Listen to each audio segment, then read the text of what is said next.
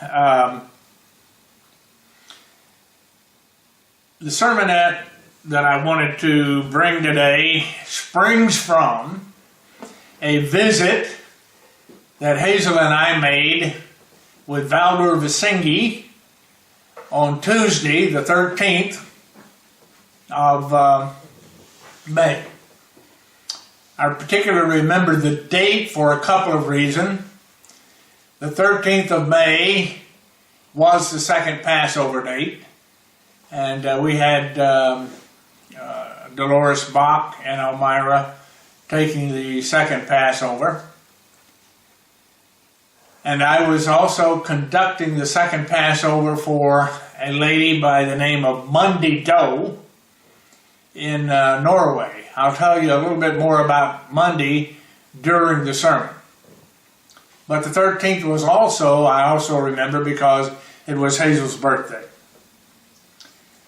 So we were having the visit with Valdur. One of the first subjects, of course, that was really relevant to us was his application for early release.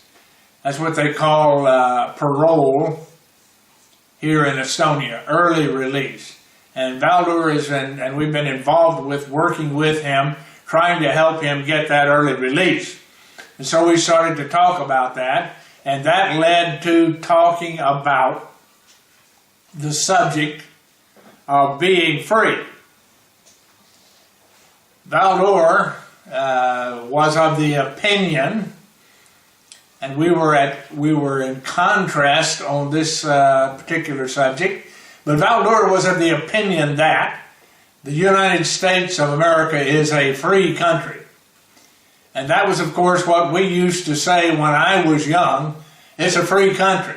If somebody told you you needed to do this or you needed to do that and you didn't want to do it, we'd say it's a free country. Some of you probably remember that. I don't know that it's such an idiom now as it used to be. But that's kind of the impression that Valdur had of the United States, not having ever been there. By contrast, I was of the opinion that Estonia is a freer country than the United States. So we were in rare disagreement about that subject.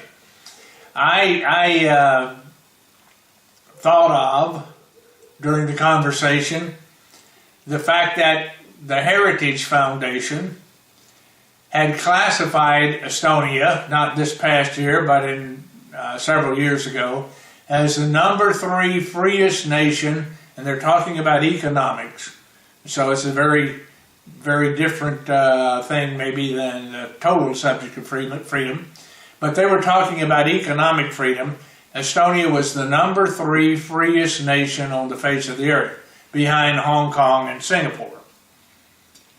So I remember that, and I know what I've seen around me, and I've seen a lot of transition, I've seen a lot of change, I've seen things very, very different in Estonia now than they were in 1997 when Hazel and I and Lori and a few other people from the United States came to Estonia for that first Feast of Tabernacles.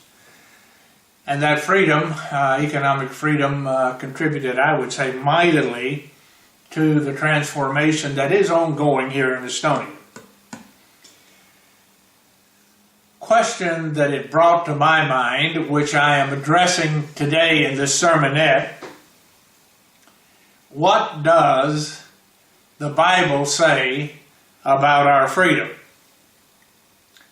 I want to look at a scripture about freedom and focus on, particularly on one word in that scripture. The Bible does make statements about freedom. Now, one of the things that we've been looking at in relationship to the Bible study that I've been conducting there on the subject of the 8th day is found in John chapter 8. So it's of interest in that regard to me because it is relevant in relationship to that Bible study. Here's what in one verse of Scripture, Christ had to say in John chapter 8 and verse 32 about freedom, about being free. He said there, "You shall know the truth, and the truth shall make you free." There were three events that occurred on that day. This was during the middle event in John chapter 8.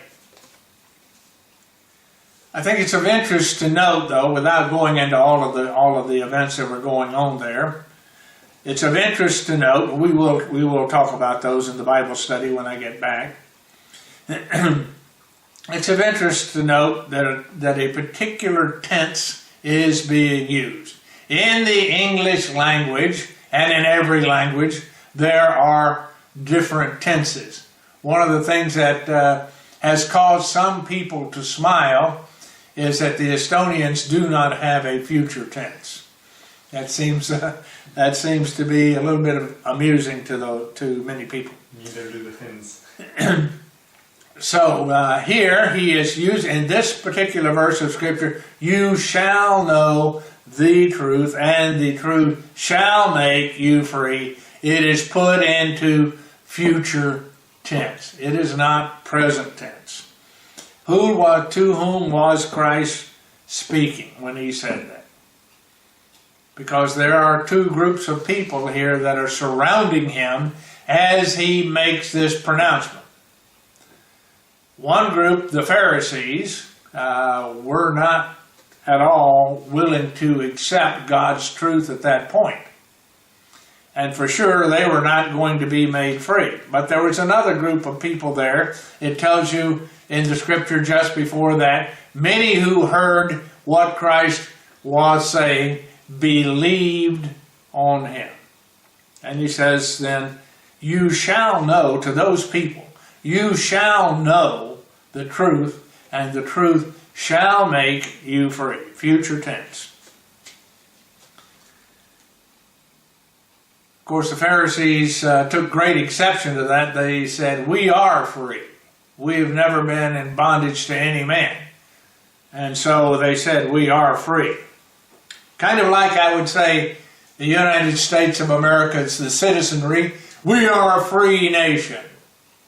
And that might be at conflict with what the Bible tells us. Is the population of the United States and is the nation a free nation? Do they know God's truth? You shall know the truth, and the truth shall make you free. Is any nation on the face of this earth at this point in time, could we say that any nation is free? Estonia took the number 3 place in the Heritage Foundation poll as the 3rd freest nation on the face of the earth. Well, I'm going to disagree with the Heritage Foundation about that. If there are 150 nations on the face of this earth, and I think if you count the number or you look up the number, and of course it's always changing, changes fairly frequently. New nations come into being, and when is a nation a nation? And so it depends on how you count it. But let's just say, for discussion's sake, there are 150 free nations. 150 nations. And can we rank them in order of being free? None of them are free. It's a tie. From number 1 to number 150, there is no freedom according to the definition the Bible gives us here of freedom and how we are to achieve that freedom. Here's the word I wanted to focus on. It's the word make. Make. Again, when combined with the word shall make you free. It's an aggressive verb, isn't it? Making something, making someone something. Action, it's a verb of action. Action, aggressive action, is required to achieve that kind of result. We in the United States, the people in Estonia, Finland, Sweden, Norway, Denmark, Germany, Latvia, are not free. It's implicit from the word make, isn't it? You shall know the truth, and the truth shall make aggressive action required you free. Some operation must occur which changes us. I thought of some examples. You could go to Minnesota and you could scoop up some iron ore out of the dirt. And you could say, well, is this going to, what is this? Something has to be made, something has to be done to that iron ore to turn it into a piece of steel. And ultimately, the steel could be formed into the shell of a very beautiful automobile. But that's an aggressive action, isn't it? It's an aggressive thing which requires heat and pressure and refinement and separation so that the usable part is separated from the rest. I thought also of an example that someone would make a cake. Well, I thought about that as well. If you took it back far enough, here's a cake sitting on the table that someone made. It started out as sugarcane plants, maybe milk coming from a cow, wheat growing in the field that someone planted, some sort of leavening, usually baking soda or baking powder, causing the cake to rise. Flavorings of different sorts and garnishments might be on there. And they all came together, they were made into an item which took aggressive work on the part of a number of people before that cake actually came to fruition. So the word make implies that sort of thing. There was effort galore in that. Likewise, we can be transformed as a society and as individuals. We can be made. And we're looking at the word that says, truth shall make you free. We may have achieved in those of us who have been called to God's truth a certain amount of knowledge which has created a certain amount of freedom in us. But it's very different from anything that the world understands as freedom. The world understands freedom as something which takes away all the restrictions on your behavior. But that's not biblical freedom. Biblical freedom is something that happens as a result of you understanding, having knowledge of God's truth. You shall know the truth, and the truth shall make you. It shall operate on you and on ultimately all of mankind in such a way that freedom is produced. God's truth changes us from the state that we're in, which, according to the Bible and according to Christ, is slavery. We are exactly the opposite of a free nation, or a free people, or a free world. We are in slavery to the God of this world, Satan the devil, and in slavery to sin.